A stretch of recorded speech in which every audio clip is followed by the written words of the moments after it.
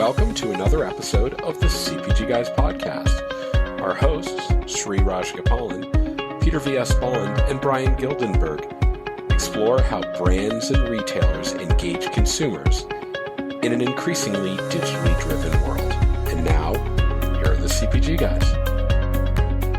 Hello and welcome to this special July 4th holidays podcast. I'm Sri, co-founder and co-host of the CPG Guys, and also co-founder and partner of Think Blue, your key to unlocking your profitability potential. As builders, connectors, and amplifiers, we shape the future of commerce to actually drive your growth.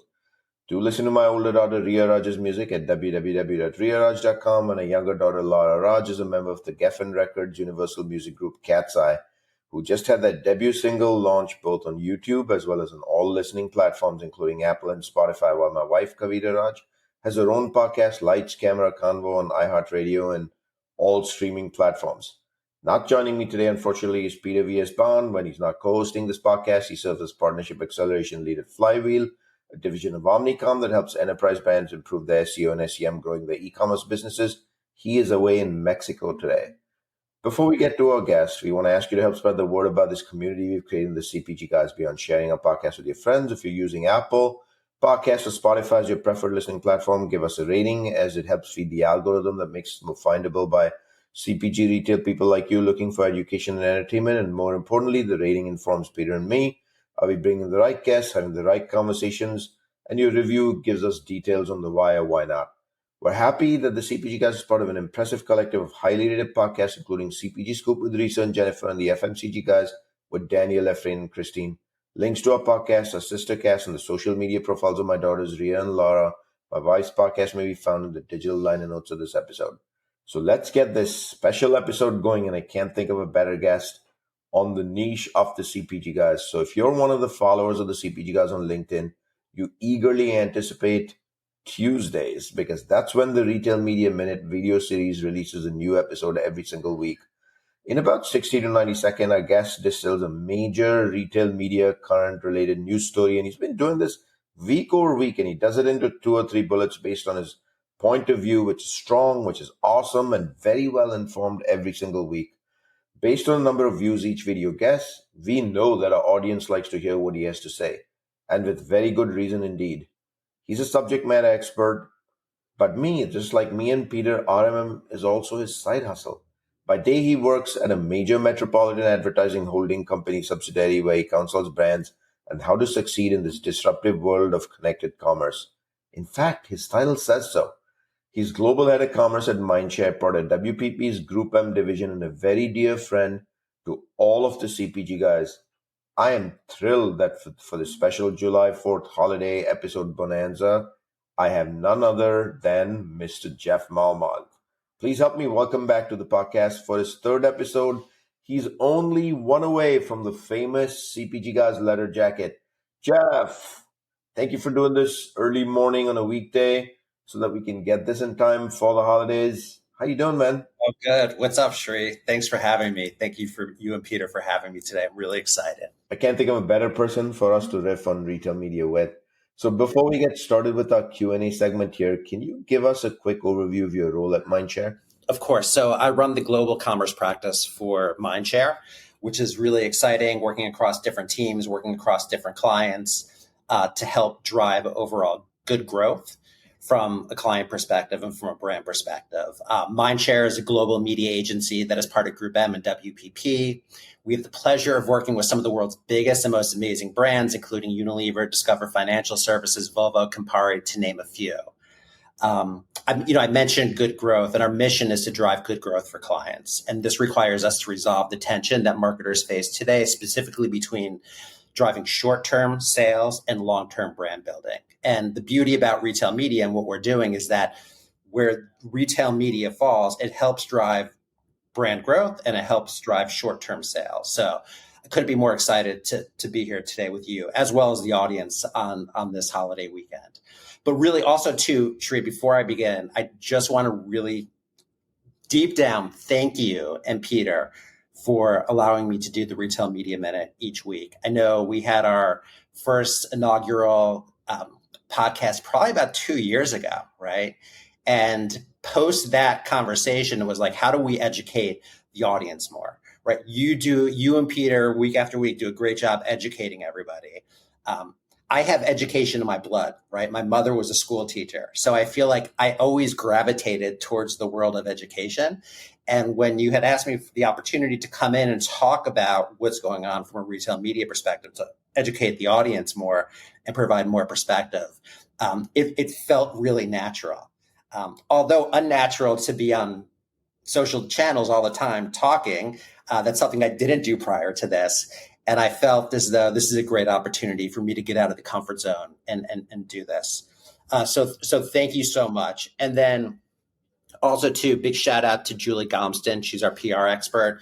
Julie helps me week after week. She looks at the talking points. She gives me the thumbs up. She watches the video. She's like, you're good to post. And also to Nancy Hall and Adam Gerhardt. They've both been on the episodes before. They're great mentors, and they're completely supportive of it.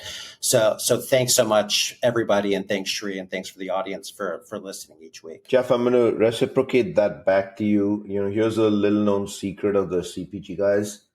When we have guests come on, when we have someone like you come on week over week and provide the great insights, the greatest learners and the greatest listeners who have the ability now to stay abreast of things happening in the industry are actually Peter and me. Because we're gaining significantly because we feel we get this unfair advantage to knowledge much earlier than the rest of the universe and the rest of the industry, because we have great people like you come and actually coach us week over week. And clearly the audience loves the conversation from you, as we can see in the numbers, we can see from the clicks, likes, comments, things of that nature. So I can't wait to get this episode going. So thank you for that overview. Thank you. We're equally thankful for you doing this week over week, and for Julie for actually working with you to get this out week over week. That was timely. You have, in 2 years, you guys have not been late once, and you haven't missed a single retail media minute. That is crazy if you thought about it, man. So we owe Julie as much a thank you. So thanks for that overview. In the digital liner notes of this episode, we'll of course include links to your LinkedIn profile, Mindshare's LinkedIn page, and of course website for our listeners to access while we go on with our conversation. So let's get to the proverbial first question. Simple, but probably thought-provoking, important, and the sign of our times. Your first episode you mentioned was a good 2 years ago. Retail media is metamorphosized like 18 and a half dozen times over in those 24 months since then you've come back on the show. What are some of the biggest changes you've seen in retail media, and then more importantly, in what we would now call connected commerce, which has also evolved to unified commerce since then? I think that's a great question. I would say there are three core areas that have changed significantly, and all for the positive and all for growth, right? So you think about, number one is breaking down silos. Number two is emphasis on education. And number three is, with the increasing complexity of the space, how do we try to simplify the complex, right? So I'll just take you through those three components because I think it's important to break it all down. When you think about the silos, what we see specifically in terms of the overall macro ecosystem, the connected commerce ecosystem, is that everybody's changing the way of working, and everybody's starting to work better together, right? And that's a very big positive progression. So how brands work, right? Brand marketing teams, media teams, the e-commerce teams, the customer development teams, like you're starting to see more holistic approaches to how do we work together and how do we win, to how do we help drive the overall business, not just from a media metrics perspective, but from a business perspective, right? Customer development teams, we are helping in a lot of different instances educate customer development teams by providing basic information as it relates to here are the things you need to understand from a retail media perspective. So we're fueling a lot of the conversation that happens and a lot of that education in general. And then, when you think about agencies too, in the past you had a planning team, you had a strategy team, you had a analytics team, biddable teams. All of these teams are coming together and working as one, right? Now you have a holistic team with a connected commerce heart that beats in the middle and helps drive the outcomes. And then also data providers, right? In the past, you had traditional data providers, and now you have data providers that are working very closely with retail media networks. which is extremely important. So when you think about data and data clean rooms, and then how do you extend to the data that you have first party from a client perspective, and then how do you leverage the client, leverage overall data that exists in the marketplace from a retail perspective? How do you bring that together and build better overall insights? The other thing too we're seeing is from a publisher standpoint, right? Publishers are working more aggressively with retail media networks, right? They see the growth and the opportunity in that space. And with that growth and the opportunity in that space, they see revenue growth. So how do you connect better with the retail media networks to bring what your traditional publication or your video source, whether you're a video provider, how do you work more closely together to build that? And then also too, from a creative standpoint, right? Creative is a huge component of this. We talk a lot about the data on the back end, and the opportunity is like, you have all this great data. There's 90% of the conversations are about how do we connect the pipes? How do we understand where the best next audience to reach is? How do we drive the next best outcome? But at the end of the day too, what is the consumer seeing? What is that message we're delivering? And creative is a huge component to it. So I do see a lot more of the creativity coming to life, which is paramount to what we do day in and day out, right? Because from a consumer perspective, you want that high impact placement. You don't want to just see bidding and buying of media and connecting with consumers. You want to see that high impact placement that's going to get you to make some sort of action, right? The second component to it is education. So if you think about education, how does your retail media network provide, how do we understand exactly what the retail media networks are providing as it relates to all the different capabilities that we can leverage from a data perspective, a display perspective, a video perspective, an audience perspective, and how do we break that down? So the good news is I see we do this specifically, and I know a lot of other agencies do it too, but it's like, how do you break down all the retailers from a scorecard standpoint, right? The scorecards are critical. I know clients have them, we have them. The opportunity there is to make sure that you're driving some sort of unified approach to understanding how the metrics work, as well as the different types of display assets that are running in space, right? And then also too, you think about it from a brand perspective, a lot of things are changing. What excites me so much is when we are working closely with, when I say traditional, there's strategists that we work closely with from a planning perspective that understand the digital ecosystem inside and out. They understand culture, they understand digital, they understand creative. And the beauty about this is we're working very closely with them to how do we win at a specific retailer? How does your creative idea and your creative media ideation component of bringing a program to life manifest itself within a retail media network? What is going to get the merchant team excited about the media program you're doing? So when you start working with your internal planning teams and you get them excited by showing them this scorecard of all the different capabilities you could leverage within the retail media ecosystem, they really lean into it. So that's a really important thing. And then the third thing, and I know I'm talking a lot, is how do we simplify the complex, right? When you think about the complexity of the space, it's changing every day. There's a new article coming out every day. There's a new component as it relates to data that's coming out every day. There's a new API that's being leveraged. But when you think about the simplicity of this you mentioned it, connected commerce, unified commerce, right? How do you educate people internally? Regardless of what level you are, right? So when you're coming in right out of college, you're an associate and you start talking about retail media, like what are the things to remember? What we've done is we've built a very simple approach to this. And I think, we did a retail media minute on it. We called it the commerce clock. And if you think about the commerce clock, it's the hour hand is how do you build, that hand is all about building brand awareness, right? It's more of the slow moving. So building brand awareness over time. So brand health. Then you think about the minute hand, and that's more about a little more agile, right? So when you think about social, you think about commerce, you think about media. How does the hour hand and the minute hand work together? So we're driving better overall views, as well as reaction to what's running on TV or what's running in video and streaming. And then you think about the second hand, and the second hand is all about biddable, fast moving. How do we optimize campaigns to drive the best overall outcomes? So those three things are all powered by like what powers the clock, which is the gears and whatnot, and that's the data. So from a data perspective, how do you leverage that data, leverage that insight? So if I'm running something on TV, I see something trending somewhere within social, how do I then bid and buy across those different platforms to drive outcomes? That was awesome, Jeff.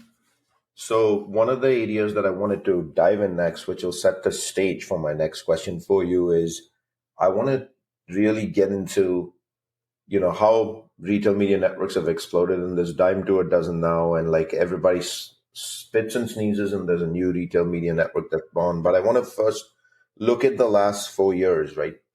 So there was a time period in history when the pandemic hit us where a lot of commerce had moved to digital, I would say almost entirely. And whether that was click or collect, or whether that was home delivery, whether it was the intermediaries like Instacart, etc.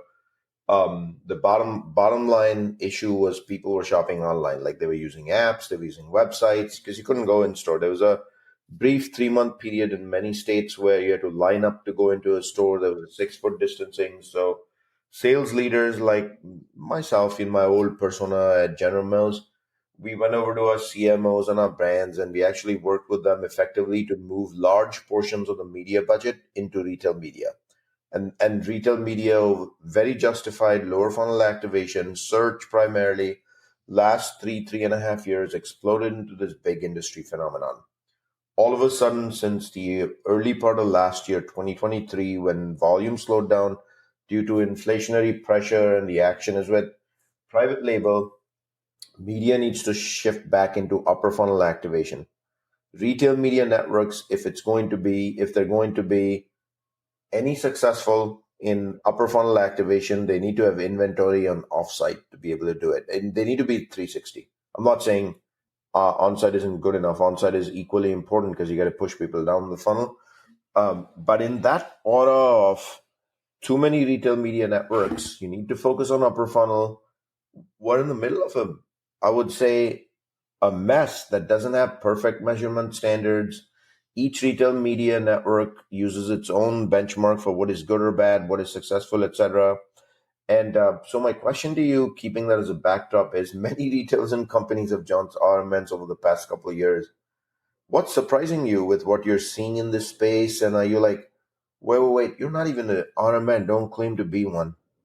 Yeah, I think I love the question. I also love, the fact that you're calling out upper funnel, because one of the things that I really truly believe has fundamentally changed, and I'm excited about it, is that retail media is not just looked at as a lower funnel execution, right? It's not just about bidding and buying, driving outcomes. It's how do you build a brand over time? So what we're seeing in the marketplace right now, and what we're excited about, is when retailers are working closely with traditional publishers to elevate what they do day in and day out across a more broad ecosystem that's higher impact, right? Sight, sound, and motion, doing things above and beyond just running search and display ads on site. How do you extend it? And, we like to talk about quality content at scale, right? That's something I think we talked about 2 years ago during the first podcast. And I will still, hold true to that. Quality content at scale is critical, right? And how do you find and create and capitalize across those different platforms in order to connect with consumers? One of the things that, you mentioned is retail media networks are popping up everywhere. In the past, it was all about big retailers, right? Building their retail media networks. Now you have travel. Now you have spirits. Now you have hardware, right? You have auto, you have pet, you have clothing, you have quick commerce and convenience, which is great. So you name it, it's there. And the other good thing is there's solution providers out in the marketplace that are helping us aggregate and bid and buy across these platforms in a more simplified way. So when you think about retail media, the ecosystem is grown. The amount of pressure that it puts on internal systems to execute across these retailers is also tremendous, right? So thousands upon thousands of campaigns trying to drive outcomes day in and day out, optimizing it, that's where we need to lean into solution providers. retailers, So when I look at like a company like Criteo, they help us significantly build that and help, go throughout the different ecosystems to bid and buy across different platforms, like Instacart as well. So like there's all these different solution providers out there that help us in our day-to-day activity. When I also think about what's happening in the space, I really do want to see more and more retailers work more closely with influencers. One of the, you'll see it on the next Retail Media Minute. I talk about, July 4th weekend, I'm scrolling through the different retailers' social channels to see exactly how they're, number one, talking about the holiday. Number two, how they're working with influencers to talk about the holiday. And number three, how brands are integrating within that ecosystem to showcase their products during this big holiday week. So, what I found was there's a lot of opportunity for local retailers to work more closely with these influencers from a creative perspective, as well as from an audience perspective. So I would love to see more. And I'm surprised that that hasn't been something that's been focused on. But I do think what's happening is all the networks are building out capabilities that are about how do I bid and buy? How do I work with the DSP? How do I build the data capability? I think that's table stakes now. The next evolution is how do I work within the influencer space? What do I do from an overall broad mass reach perspective to reach consumers leveraging my data? So I do think I'm excited about where that's going. And I want to work with, obviously, you and the team educating the marketplace on what should happen, but also like working with the retailers and working with the salespeople to say creatively, this is what should come to life from a media perspective. Here's how we should leverage the different capabilities that exist. And here's how we measure and drive outcomes to prove it out. Very, very well said. But Jeff, I am worried that this proliferation of retail media networks is happening without the discipline of what you just described, right? Like you just described, to be a successful, what are the parameters of being a successful retail media network? The things that ones have to think through. I'm not convinced whatsoever that every retail media network that's proliferating out there is putting that energy into the world of indeed thinking that way. So my worry is the next thing you know, if you're a media budget planner at a CPG, a brand, which ultimately is the one executing, you don't really understand how to now redo your marketing mix model to do this right. So that's the backdrop of my next question for you, Jeff, which is in this world where the media mix model has become so complicated because of the number of opportunities you have to actually invest those dollars. You've talked about the convergence of e-commerce with in-store experiences, and then recently I've been at Shop Talk Barcelona, at Cannes Lions, across the pond in France, and then at the Retail Media Summit in Chicago, hosted by the Path to Purchase Institute. The talk of the town is in-store experiences. There's no doubt about that. So you've also mentioned it before, when e-commerce comes together with in-store experiences, what happens, and what do you want to personally see as a retail media guru over here in terms of what those outcomes should really look like? And what does it do to a media budget if it's in-store? Yeah, it's a great question. I love the in-store experience just from an overall personal perspective. What got me very, very excited about the retail media space to begin with was, just being a shopper myself, which I love to do. I love grocery shopping. I know we've talked about it several times. But walking into a store, I remember like 10 years ago, I walked into a store. I had my Android phone, I had my Android watch on, and I got a push notification. I think it was like from Ibotta, talking about like the deal and offer at that specific like location, right? It just, from a geolocation perspective, I got a push notification. And I said to myself, like, to me, this is a groundbreaking moment as it relates to how do I think about things differently and what's going to happen from a marketing perspective. Because if I could reach a consumer in store, if I could start doing hyper-targeted messages and I could time it in a way from a geolocation perspective that anybody that walks in the store gets a push notification, to me, that was an eye-opening moment. So I made the shift in my career from that point to focus on more of the shopper marketing experience and the commerce experience, because I knew from a media standpoint, there's opportunities for us to connect with the consumer at store, right? 85%, depending on what category you're in, 80% of your products are still purchased in physical location. So your question is extremely important about the in-store experience and how do we connect with consumers in store and what budget it comes from. What I'd love to see right now happening is there's a lot of conversation about bringing screens to life in store, right? The cost of screens from building it out from a capital expenditure perspective is tremendous. The cost of the screen itself, think about it, like where it was 10 years ago to where it is today, prices have come down. What I don't want to see is just a screen being put up somewhere in a store to put a screen up in the store, right? I do think there's a lot of opportunity in terms of thinking differently about where that screen goes. One of the things that every time I walk into a store, I think about like, why isn't there a video screen on that door? Right? Why isn't there a video screen on the outside of the store? Just like you have a website, you have your entrance, you go to a website, you go to an app, and within that space, you're going to get an ad. Why can't we have high impact placements outside the store?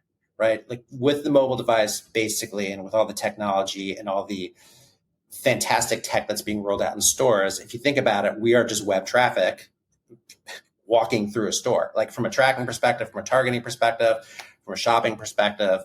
And I don't mean to oversimplify it like that. I just think there's a lot of opportunity to connect with consumers in different ways, which we're not thinking about right now. So I would love to see those types of experiences happening. Also, what I love is, what companies like Instacart are doing in store with the Caper Carts. Like, I think that's very powerful. I know it's a big expense to put those types of products in stores, but if you think about it, that's going to get more cost effective over time. And the ability to put things in your basket and then to be able to be targeted with messages when you're putting in the basket, or different types of meal solutions that allow you to think about what are the other things to put in your basket. Like, to me, that's powerful, right? So the digital components that are coming to store are going to be more and more sophisticated over time. And based on that, you're going to see more media dollars go into that. I will also call out, I think audio is extremely powerful. In-store audio, I'll tell you, a couple years back, I walked into a Walmart and I got hit with the audio ad while I was walking into the store. And I'll never forget that time, because it got me to think about the product in a way that I wasn't thinking about it before. And then I went in and purchased that product. So, those are the types of experiences from a consumer perspective. I think you're going to see much more creative capabilities built out. But what I want to do is make sure that it's not just doing it for the sake of putting up a screen in store and running a message. It's doing it in a more creative, high impactful way. So the other thing, Jeff, is with high capital costs of doing anything in store, given just the sheer scale, unlike a website, which is a one time on a website. If you have 800 stores, it's 800 times over that you got to repeat it. I do wonder if on a media mix, is that even, this is a slightly different question, less about the store itself and the capital, but on a media mix, which is already too busy today, is there room to accommodate in-store? And does it even belong in the media mix versus sticking in trade? Does it even feel right that we should be introducing in-store media into a media mix? Like, does it make sense? That's why I call out different placements around the in-store experience, right? So let's chat about that for a second, right? So in theory, those different placements inside the in-store, they all drive traffic, they all drive attention. And when people pass by, not everyone is buying stuff that's in those placements. So in theory, they are media, just like other forms of media, because they're upper funnel as upper funnel media can be. That's reasonable. Yep. So if you're managing the media budget of a brand, like, dude, like, how are you, like, your world has radically changed. How do you even learn and keep up with the times? Yeah, I think great question. When we think about the media mix and we think about where we should be allocating, we think about the overall ecosystem and how it's proliferating in such a fast space, understanding exactly what capabilities exist in store, what capabilities exist as it relates to how we're going to target those types of audiences. We are partnering from a media perspective. We just did a deal with a company called Incremental, which allows us to better understand how do we make the next best dollar investment across retail. So if I'm thinking about from a bottoms up approach, if I need to sell X amount of products at a specific retail, what are the types of things I should be doing in order to spend my money based on tactic to drive those outcomes, right? In store being one of them. So retail media in-store video at some point will be part of that mix, right? So we're building out those capabilities, and we have those capabilities right now to a degree that will help us get to those answers better. Yeah, so I'm looking forward to this metamorphosis. I really think the next 2 years are going to challenge anybody in the media ecosystem way, way, way more than we can come. The downstream outcome of that is now I want to go into agencies for a hot minute before we go to the fourth and last question I have for you. I'm enjoying this discussion on the evolution of retail media.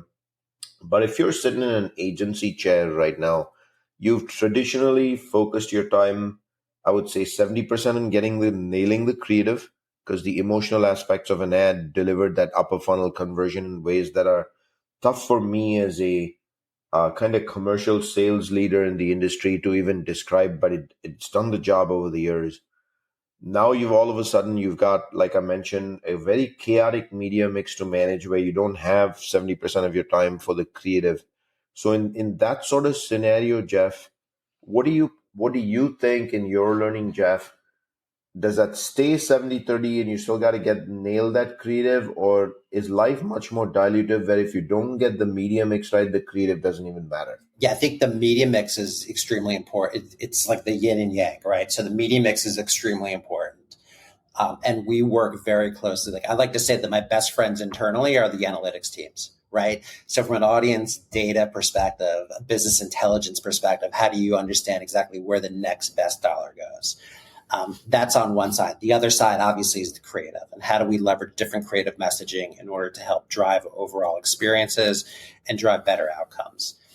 When I think about creative and I think about messaging, and specifically as it relates to retail, I go down this rabbit hole sometimes of, what are consumers talking about as it relates to your products within ratings and reviews? So when I think about ratings and reviews and I think about understanding those types of specific components that we're seeing pop from a creative perspective, what are the things that we could then pull out of the ratings and reviews to then highlight in the creative, right?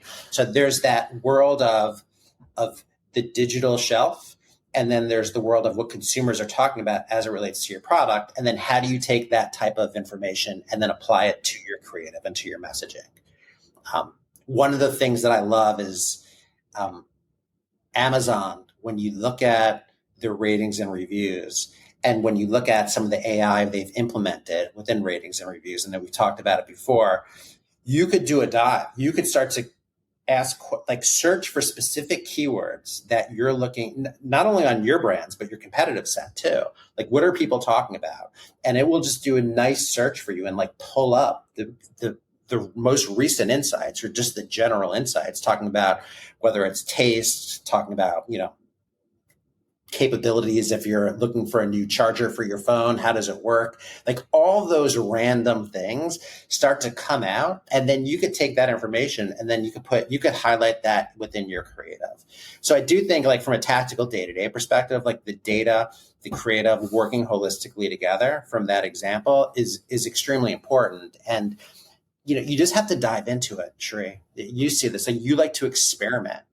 I like to experiment, getting your hands dirty and seeing exactly what type of insight you could gain from it, and then apply it to business, then apply it to different databases that you have.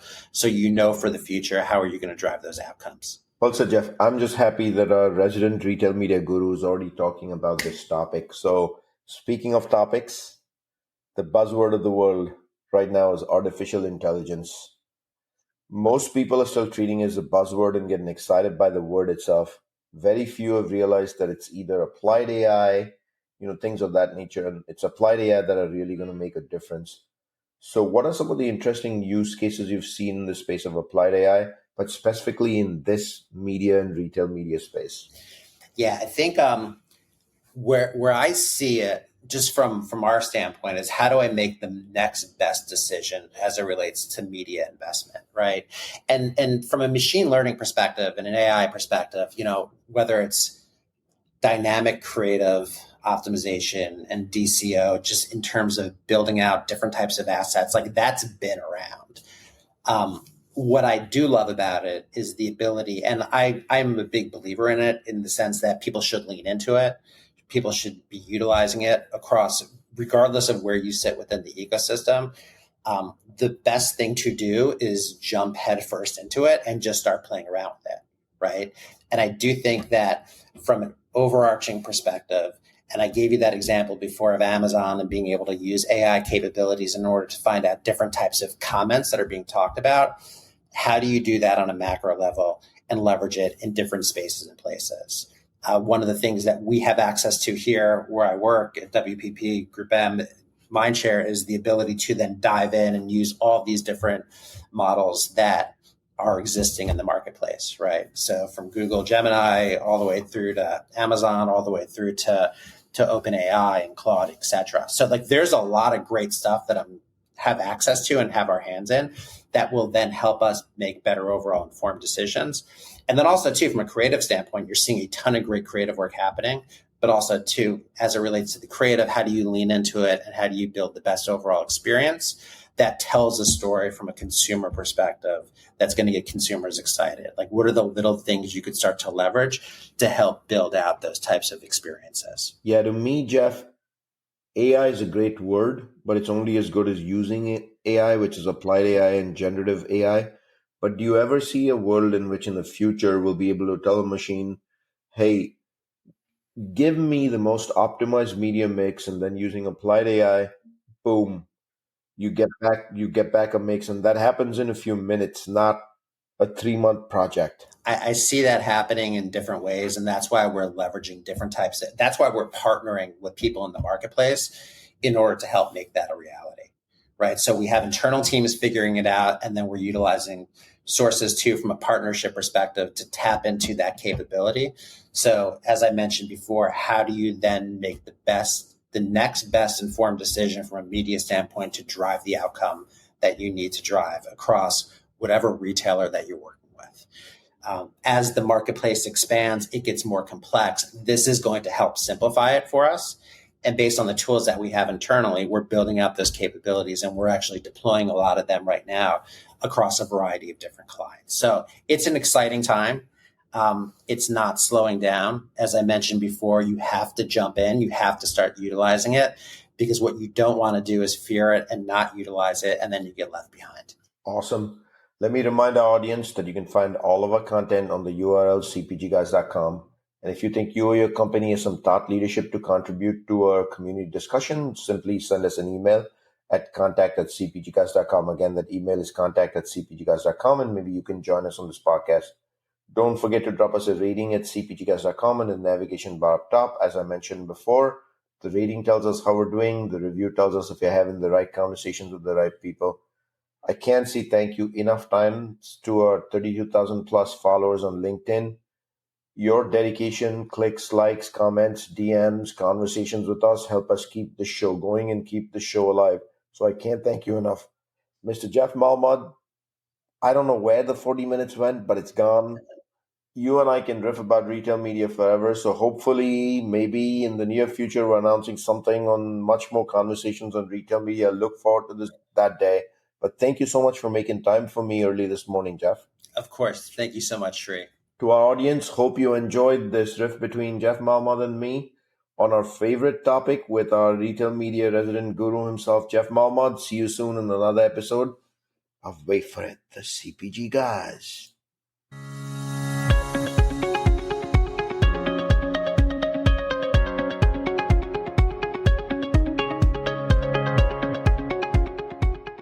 The content in this podcast episode is provided for general informational purposes only. By listening to our episode, you understand that no information contained in this episode should be construed as advice from CPG Guys LLC or the individual author, hosts, or guests, nor is it intended to be a substitute for research on any subject matter. Reference to any specific product or entity does not constitute an endorsement or recommendation by CPG Guys LLC. The views expressed by guests are their own, and their appearance on the program does not imply an endorsement of them or any entity they represent. The views expressed by CPG Guys LLC do not represent the views of their employers or the entity they represent. CPG Guys LLC expressly disclaims any and all liability or responsibility for any direct, indirect, incidental, special, consequential, or other damages arising out of any individual's use of, reference to, or inability to use this podcast or the information we present in this podcast.